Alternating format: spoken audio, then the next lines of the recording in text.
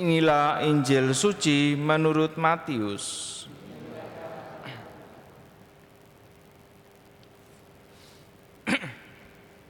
Sekali peristiwa, Yesus bersabda kepada murid-muridnya, "Setiap orang yang mau mengikuti aku harus menyangkal diri, memikul salibnya, dan mengikuti aku. Karena barang siapa mau menyelamatkan nyawanya, akan kehilangan nyawanya. Tetapi barang siapa kehilangan nyawanya karena aku, ia akan memperolehnya. Apa gunanya bagi seseorang jika ia memperoleh seluruh dunia, tetapi kehilangan nyawanya?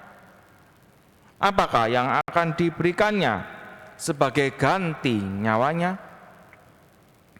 Sebab Anak Manusia akan datang dalam kemuliaan Bapanya, diiringi malaikat-malaikatnya.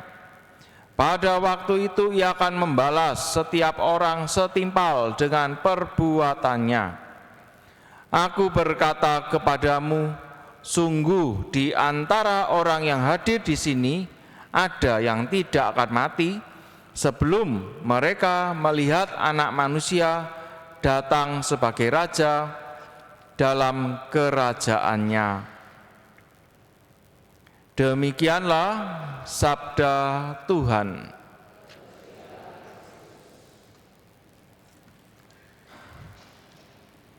Setiap orang yang mau mengikuti aku harus menyangkal diri, memikul salibnya, dan mengikuti aku.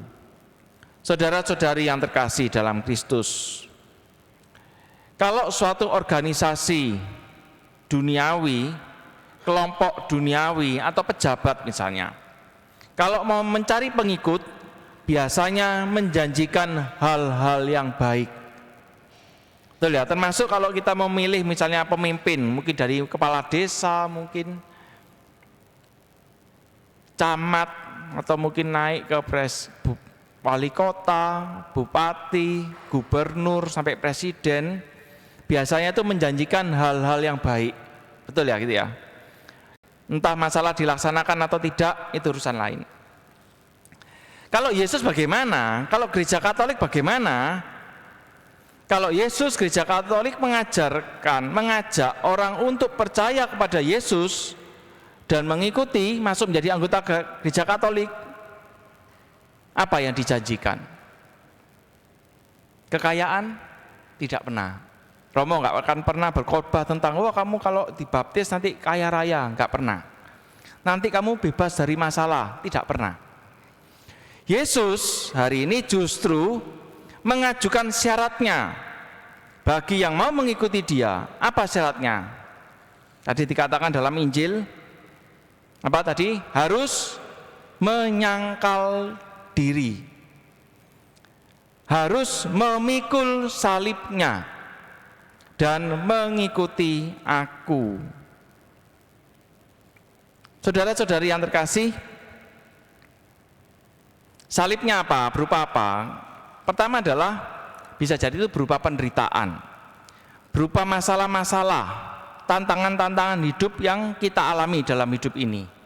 Yesus mengatakan jangan pernah menyerah, tetap setialah, tetap berharaplah kepada Allah. Karena itu mungkin harus salib yang harus kita pikul sama di dunia ini. Itu yang pertama, penderitaan, masalah, tantangan. Yang kedua adalah janji dan komitmen yang pernah kita ucapkan kepada Tuhan. Pernah berjanji gak sama Tuhan?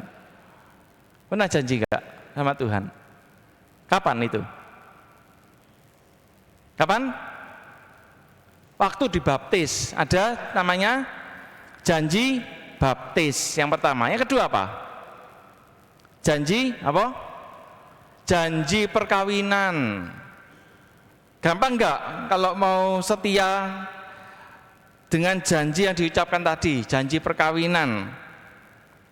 Kadang-kadang kalau kita menghadapi masalah, mungkin itu menjadi suatu tantangan yang luar biasa. Sama, saya sebagai imam juga ada janjinya. kemarin tabisan juga janji imamat. Janji imamat ini yang setiap tahun ketika misa krisma di keuskupan diucapkan lagi janji imamatnya. Loh, kadang-kadang ya kalau pikir-pikir ya berat memang kadang-kadang. Janji itu sendiri sudah suatu salib sebenarnya. Ketika kita ngerti masalah harus setia sebagai orang Katolik, gitu.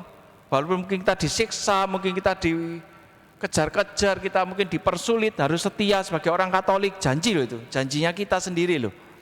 Ketika dibaptis, sebelum baptis, ayo kamu janji baptis. Sama, dalam perkawinan juga sama, kadang-kadang tantangannya ada.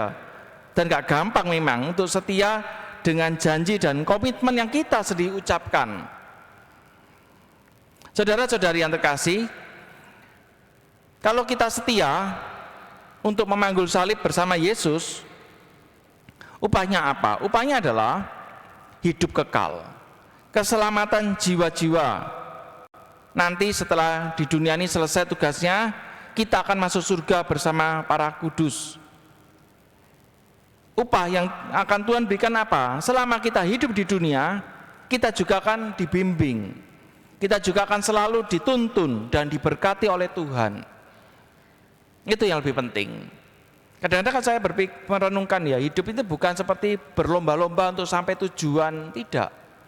Kadang-kadang hidup itu adalah suatu komitmen untuk setia setiap hari bersama Allah. Oh ya sudah, hari ini saya harus panggul salib, Tuhan berikan aku kekuatan. Hanya itu sebenarnya hidup manusia. Kadang-kadang kalau kita ingin sehat, mau sehat sampai kapan? Suatu waktu kita juga bisa sakit. Mau sukses terus sampai kapan? Suatu waktu juga bisa mengalami masalah dalam pekerjaan. Tubuh kita juga semakin tua, bisa semakin lemah suatu waktu. Karena itu apa? Makna hidup. Makna hidup adalah ketika kita setia untuk memanggul salib setiap hari. Masalah akan selalu ada, datang silih berganti, apapun masalahnya.